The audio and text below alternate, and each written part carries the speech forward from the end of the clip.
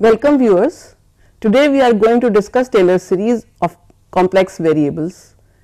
If we have a function f of a real variable x, then we know that this function can be expressed in power series of x under certain conditions. The condition is that function f(x) has derivatives of all orders, and we know that how to express cosine function, sine function and exponential functions in power series of x.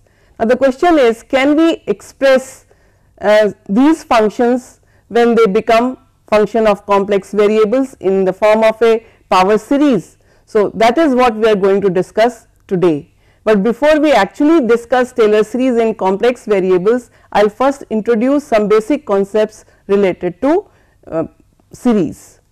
So, to start with, let us say z1, z2, zn forms an infinite sequence of complex numbers. Then this sequence converges to a limit c if for each epsilon positive there exists n such that magnitude of Zn minus c or modulus of Zn minus c is less than epsilon for each n greater than n. This can be explained graphically, like on the z plane we have numbers z1, z2, z3, zn, zn plus 1 and so on. Let us say this is the number c, then can we draw a circle at c with radius epsilon in such a way that all the points after some n, they all lie in this circle. So, if we can, for given epsilon, we can find sufficiently large n, so that after some n all the points will lie in this circle. If this is possible, then we say c is the limit of the sequence z1, z2, zn. Which is not convergent is said to be a divergent sequence. Now, we state a theorem.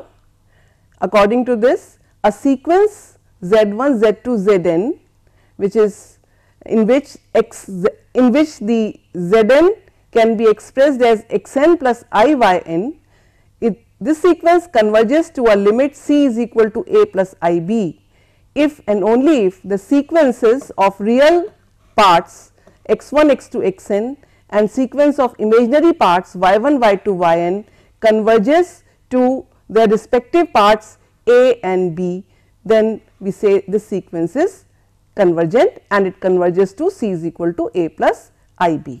The idea is that if we have a complex sequence, then it can be equivalent to two sequences x1, x2, xn of real parts and y1, y2, yn of imaginary parts, and if these two sequences converge to a plus ib, a and b respectively, then the sequence of complex numbers will converge to c is equal to a plus ib. Now, I am not proving this result. Further, we define series.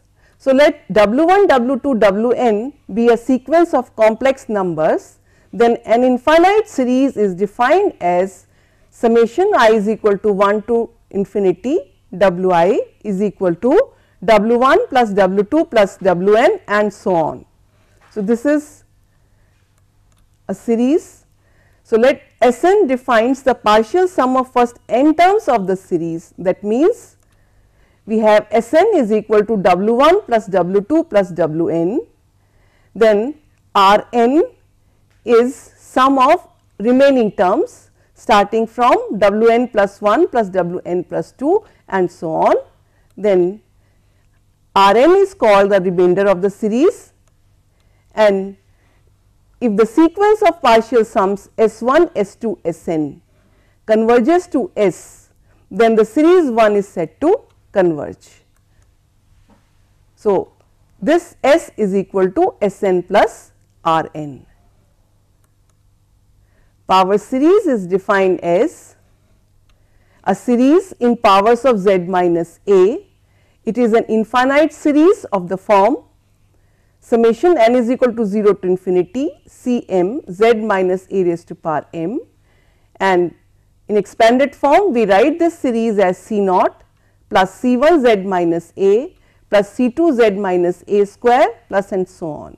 We call it a power series because here each term is power of some power of z minus a.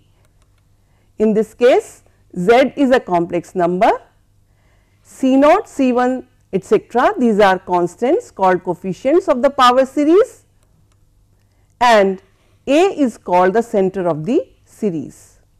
This a is called center of the series. When a is equal to 0, then this series will be a power series in powers of z only. Now, in this example, I will check the convergence of the series 1 plus z square and so on. One can notice that it is geometric series.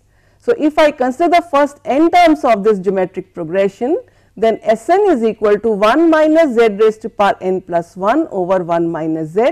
This is the well known formula for sum of n terms of the geometric series. Then this can be written as 1 upon 1 minus z minus z n plus 1 over 1 minus z. I write this as S and this as Sn.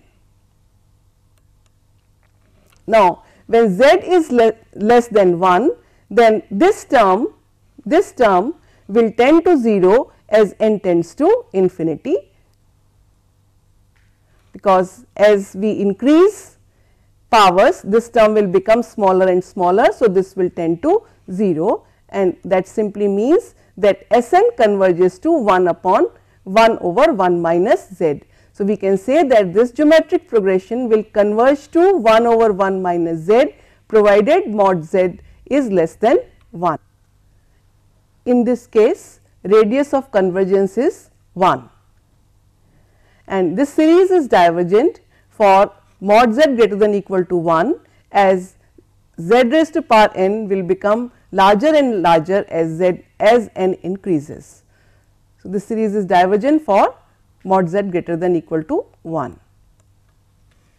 In another example, if we consider the exponential series which is z raised to power m divided by factorial m is an infinite series, or this is equal to 1 plus z square by factorial 2 plus z cube of factorial 3 plus and so on, then this exponential series is convergent for all z and this can be proved by the ratio test. So, we have seen that the power series may converge for all z. The other possibility may be that given power series may converge for some values of z is equal to a, and in the third case power series may converge for some values of z, but for others it may not converge. Like we can say that power series is convergent in the region when z minus a is less than r, but for others it may not converge. So, these are different possibilities. So, this theorem says that if we have a power series centered at a with radius of convergence r and the series is given as, the series is such that limit as m tending to infinity of Cm over Cm plus 1 is equal to lambda, then radius of convergence of the series is lambda. Also, if Cm raised to power minus 1 by m, the limit m tending to infinity is lambda, then again the radius of convergence is lambda. I am not giving the proof of these results. Next, let the series with non-zero radius of convergence r, let us say it is represented as this, then the sum of the series is a function of z. So, this series converges and this will be a function of z. So, we say the sum of the series is a function of z. Now, we say f z is represented by power series. So, if we can write f z this way, then we say that f z is represented by a power series, or f z is developed in powers of z, such type of representation is unique, and uniqueness of power series is established in the form of the theorem.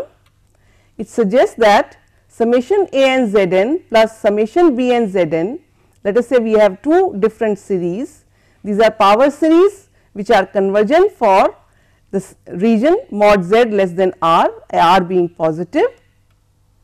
Then they have same sum, let us say this also represent f z and this also represent f z, then a n and b n will be equal. So, if there are two power series representing the same function, then that series has to be unique. There is one more result, again we are not giving the proof of the theorem, and according to this, if we have a power series C naught plus C 1 z plus C 2 z square, then the derived series which is obtained by term differentiation of the given series as this. If we differentiate this term by term, then it is C 1 plus twice C 2 z plus thrice C 3 z square and so on, or we can write in the compressed form as this. Then this is a power series for the function f dash z. So, if we write it in the form of theorem, then summation C n z minus a raised to power n and summation n c n z minus a raised to power n minus 1, n varies from 1 to infinity in this case and 0 to infinity in this case, then they have the same radius of convergence and they converge to, if this converge to f z, then this will converge to f dash z. Next, if we have a power series with radius of convergence positive r not equal to 0 and let f z is represented as this whenever mod z is less than r, or the radius of convergence of this series is r, then f z is analytic within the open disk center at a radius a, center at a and of radius r, and f dash z is equal to summation n is equal to 1 to infinity n c n z minus a raised to power n minus 1. This means that if this power series is represented as f z and f z is analytic, then its derivative will also be represented as a power series and it is analytic. Not only this, but if you differentiate this series term by term, then this will represent the function f dash z. So far we have discussed some concepts related to sequence, series, power series and convergence. I have described these concepts and given you some results in the form of theorems, but I have not proved those theorems. And now we are in a position to discuss Taylor series. To develop Taylor series, let us consider an analytic function f z. By this I mean to say that f z is analytic in the neighborhood of a point z is equal to a. Let us say C be a circle lying in this neighborhood having center at a. According to Cauchy's integral theorem, analytic function f z can be represented as f of z is equal to 1 upon 2 pi I integral over the closed curve C of f z star divided by z star minus z into d z star. That means, we are integrating this integrand over the curve C. Let me explain this. I have in the z plane the function f z which is analytic in a domain, and in this domain I have a point A, and at A I draw a circle. I call that circle is C1, and Z is a point inside this circle and Z star is a point inside, Z star is a point on the circle C1. Then 1 upon Z star minus Z is equal to 1 upon Z star minus A minus z minus a. So, I have added and subtracted a here, and by this, from this I can write 1 upon z star minus a into 1 minus z minus a divided by z star minus a. So, what I am doing is I am taking z star minus a outside this parenthesis. Now, here this is the point z inside the circle and z star is on the boundary. That means, this distance z minus a is less than the distance z star minus a. So, if I denote q as z minus a divided by z star minus a, then I know that modulus of q is less than 1, and if it is less than 1, then this is a geometric series, and in fact these are the first n terms of geometric series 1 plus q square plus q n, and we know that this sum is equal to 1 minus q raised to power n plus 1 over 1 minus q, q being z minus a divided by z star minus a. So, if I take this term on this side, then it is 1 plus q square plus q n plus this term I am taking on the other side. So, this is equal to 1 over 1 minus q. Now, with this simplification, we come back to the integral 1 upon 2 pi I integral f z star over z star minus z d z star representing f of z, and we write it as 1 upon 2 pi I f z star minus z into z star minus a dz star. This term corresponds to this 1 plus z minus a into 2 pi I integrals f z star minus a whole square dz star. This will correspond to the second term, and the last term will be this. So, we have f z represented as this.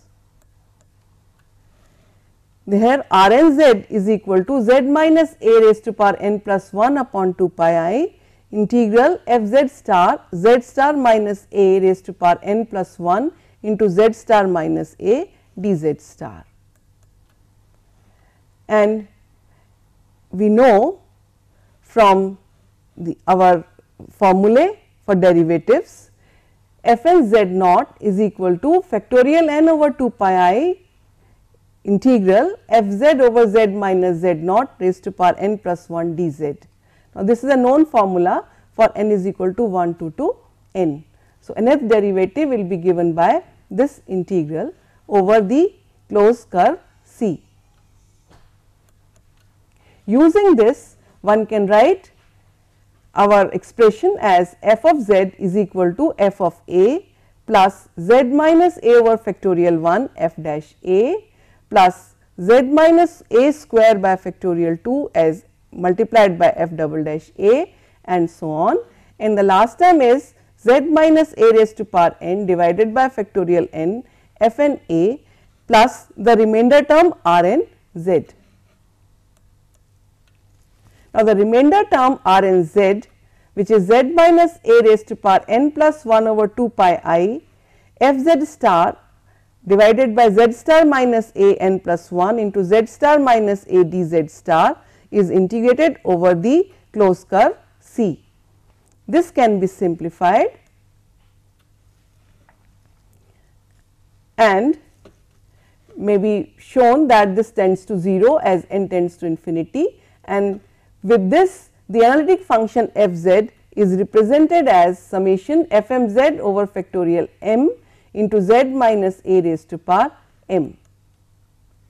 At a is equal to 0, this series is called Maclaurin series of f z.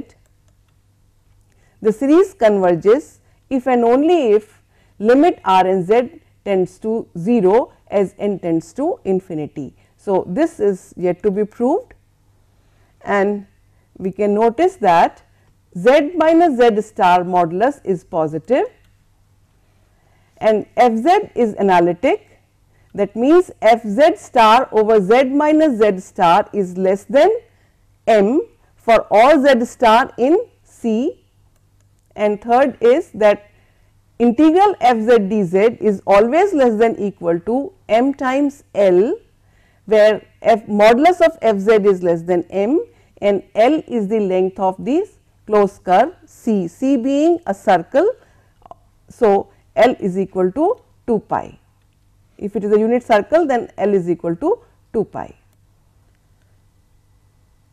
Using these facts, we simplify the expression for R and Z, which is given as this.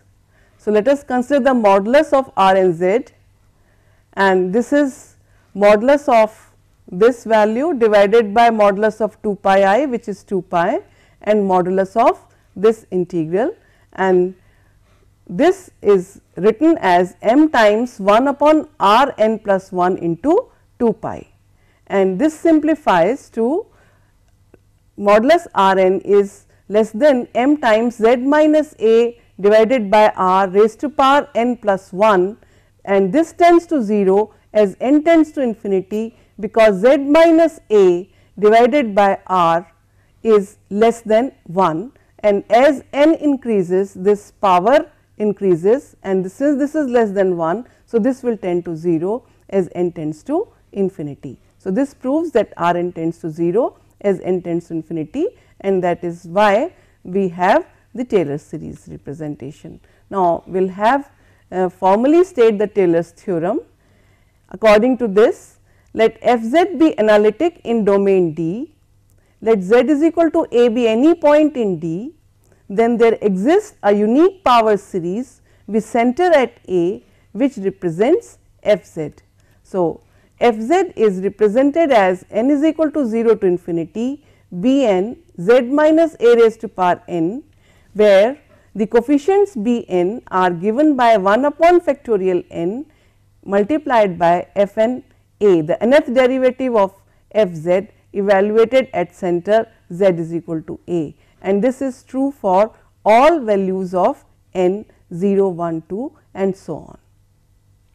So, this is the Taylor's series, and the representation is valid in the largest open disk with center A, that is contained in the domain D. By this I mean to say that analytic functions have derivatives of all orders. That is why we can represent it as a Taylor series, because we have to calculate different b n's, and b n's they are evaluated in terms of derivatives. Analytic function can always be represented as power series, because they have derivatives of all orders, but this is not true for real functions.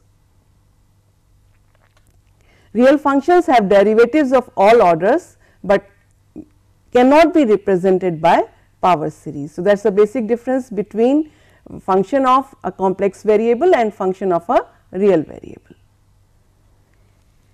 Next, if every power series with a non-zero radius of convergence is a Taylor series of some function represented by that power series. So, let us say we have a power series b n z minus a raised to power n, n is equal to 0 to infinity, and let us say it represents a function f z, then f z is the Taylor series for the, this is a Taylor series for the function f of z, and in this case f dash z is equal to b 1 plus twice b 2 z minus a plus and so on, implies that b 1 is equal to f dash a. So, if you differentiate this, we will get b 1 is equal to f dash a, and f n z is equal to the nth derivative of z is equal to factorial n over b n plus n plus 1 factorial b n plus 1 z minus a plus and so on. So, this is when we differentiate this series n times, and if you put z is equal to a, then all these terms will vanish and will have b n is equal to f n z over factorial n. And by this I mean to say that if we can express, if this series is equal to f z, then this is nothing but the Taylor series. So, it is a unique representation. So, this is what we have. So, given series is a Taylor series for the function f of z. So, let us illustrate with some examples. So, we have been given a function 1 over 1 minus z and we have to expand it in powers of z. So, we know that this function is analytic at z is equal to 0. If we have to express this in powers of z, then it should be analytic at z is equal to 0. So, it can be represented in Taylor series. At z is equal to 1, function is not analytic, it is not defined at z is equal to 1. So, there is no question of analyticity at z is equal to 1. Then if we write f z is equal to 1 over 1 minus z, then f dash z comes out to be minus 1 into minus 1 multiplied by 1 over 1 minus z square. So, we evaluate the derivative at z is equal to 0 and b 1 comes out to be 1. Similarly, for the second coefficient b 2, we have to evaluate the second derivative at z is equal to 0. So, evaluate the second derivative, it comes out to be minus 1 into minus 2 into 1 over 1 minus z cube, and this simplified to factorial 2 over 1 minus z cube evaluated at z is equal to 0. This gives me b 2 is equal to 1. Similarly, we can calculate f and z is equal to factorial n over 1 minus z raised to power n plus 1. This is the nth derivative and evaluated at z is equal to 0. This gives me b n is equal to 1. So, if we write down the coefficients, values of these coefficients, then f z is equal to 1 plus z square plus z n and so on. So, this is the power series, or we call it a Taylor series of the function 1 over 1 minus z. This is a Taylor series. Further, we have seen that this series converges to 1 over 1 minus z, because this is geometric progression, geometric series. So, this converges to 1 over 1 minus z. So, this is the unique representation. It is 1 over 1 minus z and its power series is this. Its Taylor series is 1 plus z square plus z raised to power n and so on. So, this is a unique representation. This series which we expand in powers of z, that means the center is 0, this is called as Maclaurin expansion or Maclaurin series for the function f z is equal to 1 over 1 minus z. This circle of convergence is modulus z is equal to 1, because the maximum distance from the singular point of the function, singular point is the point where function is not analytic, and we have seen that this function is not analytic at z is equal to 1. It is analytic at z is equal to 0, but not analytic at z is equal to 1. So, the maximum distance is 1. So, circle of convergence is modulus z is equal to 1. So, series converges at all points inside this circle mod z is equal to 1. So, this we try to explain the concept of Taylor series for the known function. Now, we try to expand E z in Maclaurin series. So, we know that this function E z is analytic everywhere. So, we can try to represent this function as a Maclaurin series. For this, we need to calculate various derivatives. So, derivative of E z is E z, and in fact, the nth derivative of E z is also E z. So, this gives me that b n is equal to 1 upon factorial n, and this means E z is represented as summation n is equal to 0 to infinity 1 upon factorial n z raised to power n, or in expanded form it is 1 plus z square by factorial 2 and so on, plus z n over factorial n and so on. So, the Maclaurin series for the exponential function is given as this. Further, if this is Maclaurin series for the function e raised to power z, then what will be the Maclaurin series for the function e raised to power minus z? So, if we replace z by minus z here, then we will get the Maclaurin series for the function e raised to power minus z. So, doing this, proceeding this way, we will say that E minus z is equal to minus 1 raised to power n factorial n divided by factorial n into z raised to power n, and that gives me 1 minus z plus z square by factorial 2 plus minus 1 raised to power n z raised to power n factorial n and so on. So, we have alternating positive and negative terms in this series. Now, since both the functions E z and E minus z are analytic, so both the series are convergent, and if we multiply them, then E z into E minus z is equal to summation n is equal to 0 to infinity 1 over factorial n z raised to power n. This is the series for e raised to power z, and this is the series for e raised to power minus z. So, if we multiply them, then this is what we have, the series in expanded form for E z, this is the series expanded form for E minus z. If we multiply, then we collect various terms. So, we first multiply 1 by this plus z times this plus z square by factorial 2 times this and so on. So, this way we multiply the two series and let us then collect various terms. So, proceeding in this manner, this is the first term, then z is multiplied by the second series. So, we will have z minus z square plus z cube by factorial 2 and so on. Then z square by factorial 2 is multiplied by this series, this is the next term, then the next term and so on. So, now you can notice that if we combine these two terms, it is 0. Combining the powers of z square, this is z square by factorial 2, this is z square by factorial 2. So, they will be simply z square and this minus z square. So, they cancel out.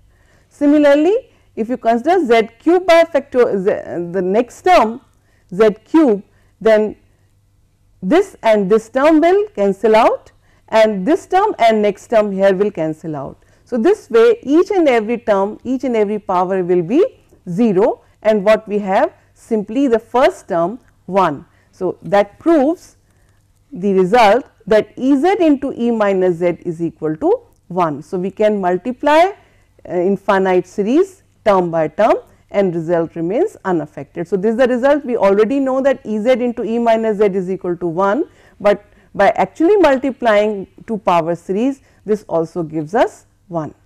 So, term by term multiplication of power series is possible. Now, in this example, we try to express log 1 plus z in powers of z.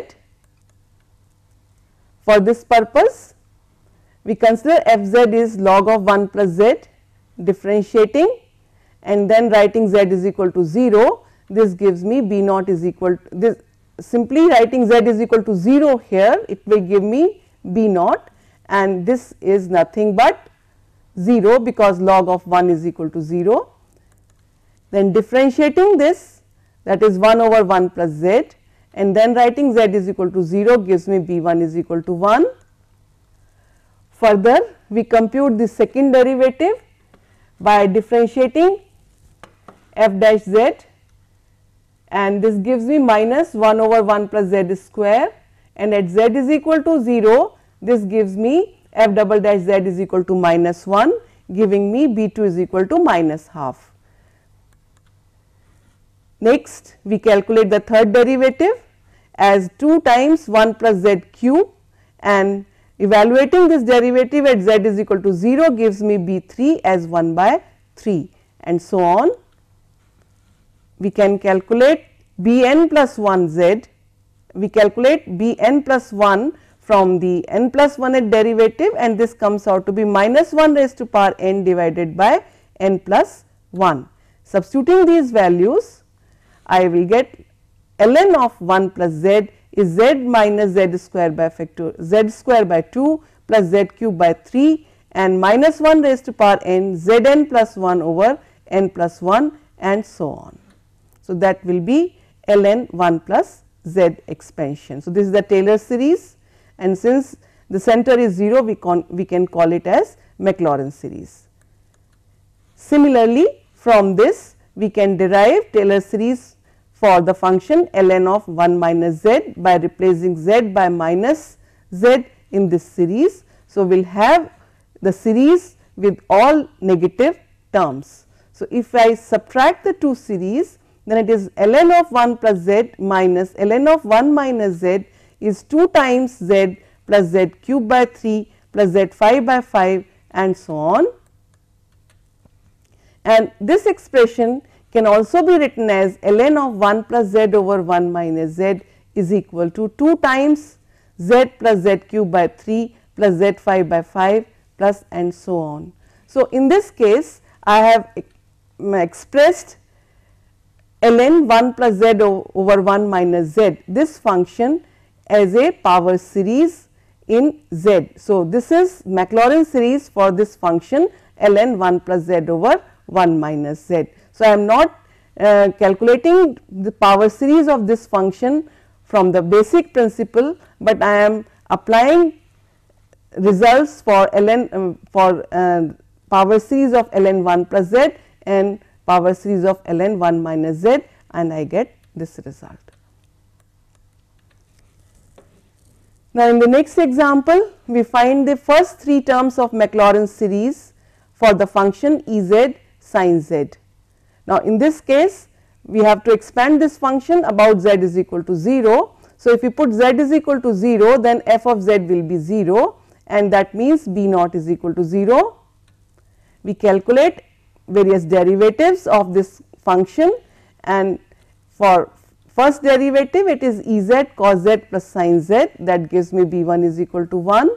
Differentiating this again give me the second derivative, and it is E z into cos z plus sin z minus E z times derivative of cos z plus sin z, that is minus sin z plus cos z, and putting z is equal to 0 gives me 2 into E z cos z, that implies that b 2 is 1. Then f triple prime z is computed as this by simply differentiating this, and that gives me b 3 is equal to 2 by factorial 3 minus 1 by 3, and simplifying we will get this Taylor series for the function f z is equal to E z sin z. So,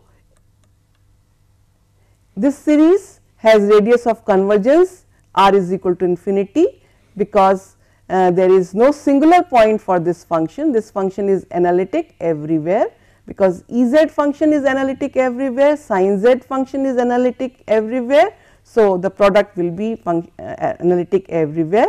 So, radius of convergence will be infinity, or we call such a function as entire function.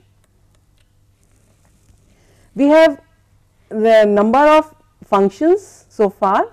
We have obtained their power series by applying the formulae, by calculating derivatives, but now we will develop some simpler methods for obtaining power series. We do not have to always find the derivatives and then express it in a power series, because there is a uniqueness of power series. So, it is not necessary that we always obtain derivatives. Finding derivatives is a difficult task. So, to simplify the matters, we try to express a given function in power series, and because of uniqueness, whatever power series we obtain, that will nothing but the Taylor series for z is equal to a, and Maclaurin series when z is equal to 0 is the center. So, for this let us consider q as z square. So, we can write down this function as 1 over 1 minus q, and we know this can be expressed as 1 plus q square plus q cube and so on. So, substituting z q is equal to z square, we have power series for 1 over 1 minus z square, and it comes out to be 1 plus z square plus z 4 plus z 6 and so on. So, we do not have to calculate derivatives from this geometric progression. We can find out the power series. For some functions we can use this technique. In another example, we calculate various coefficients, or we arrive at a Taylor series by using integration. So, let us consider f z is equal to log 1 plus z over 1 minus z. Then when we differentiate this, then this comes out to be f dash z comes out to be 2 over 1 minus z square. So, we know that 1 over 1 minus z square can be expanded in this form. So, we write down 2 over 1 minus z square as 2 into 1 plus z square plus z raised to power 4 plus z raised to power 6 and so on. This is my f dash z. So, from this Taylor series I can obtain f z by integrating this series, and then I apply term by term integration of this series. So, integration gives me f of z, which is nothing but log of 1 plus z over 1 minus z. So, on left hand side we will have log 1 plus z over 1 minus z, and when we integrate right hand side it is 2 times z plus z cube by 3 plus z 5 by 5 and so on. So, this is log of 1 plus z over 1 minus z. Now, we have obtained power series representation for this function as this, but in my earlier example I have obtained the Taylor series for this function using the usual formulae given by Taylor series theorem, and one can notice that both are equivalent. In this example, we are trying to obtain power series of the function 1 upon 5 minus 3 z about z is equal to 1. So far we are considering power series of functions about z is equal to 0. Now, in this case one can notice that this function is not analytic when 5 minus 3 z equal to 0, or we say that z is equal to 5 by 3 is a singular point for this function, but at z is equal to 1 this function is analytic. So, we can expand this function about z is equal to 1 or in powers of z minus 1. So, to expand this I write the function 1 upon 5 minus 3 z as 1 upon 5 minus 3 z minus 1. So, I have added and subtracted 3 here, and this from here we can write down the series as 1 upon 2 minus 3 z minus 1, or if I take 2 outside then it is 1 minus 3 by 2 into z minus 1. So, Taylor series about z is equal to 1 is, you can expand this as a geometric progression, and this comes out to be 1 by 2 of 1 plus 3 by 2 into z minus 1 plus 9 by 4 into z minus 1 square plus 3 by 2 whole cube into z minus 1 whole cube plus and so on. Now, this series will be convergent provided this term is less than 1. So, the circle of convergence for this series is given as 3 by 2 into z minus 1 is less than 1, or we can say modulus of z minus 1 is less than 2 by 3. So, the radius of convergence is 2 by 3, but the center is at 1. Now, this is, in this example we will be using partial fractions to obtain power series of given function. So, to illustrate this I consider f z as z plus 2 over 1 minus z square, and it is to be expanded about z is equal to 2. So, singular points of this function are z is equal to plus minus 1. So, about z is equal to 2 we can expand this function because it is analytic at z is equal to 2. So, to write down this function z plus 2 1 minus z square, I expand it as z plus 2 over 1 minus z into 1 plus z, and then I write down the partial fractions. So, partial fractions of this will be 3 by 2 into 1 over 1 minus z plus 1 by 2 over 1 by 2 into 1 over 1 plus z. So, now we can write down power series for 1 over 1 minus z, and I write down power series for 1 over 1 plus z here, and that will, and simplifying this, that will give me power series for z plus 2 over 1 minus z square in powers of z, but this is required for z powers of z minus 2. So, we have to rewrite this. So, 3 by 2 into 1 upon 1 plus z minus 2. So, I write this expression as 1 plus z minus 2, this is equivalent to 1 minus z, and this 1 plus z is written as 1 plus z minus 2 by 3. So, this will simplify, and expanding this we will have minus 4 by 3 plus 13 by 9 z minus 2 minus 14 by 27 z minus 2 square, and so on. So, this series will be obtained when you expand this in powers of z minus 2 and expand this in powers of z minus 2 raised to z minus 2 divided by 3, and simplify, we will get this series. There is another method for obtaining Taylor series, that is using differential equations. To illustrate this, we consider Maclaurin series for the function tangent z.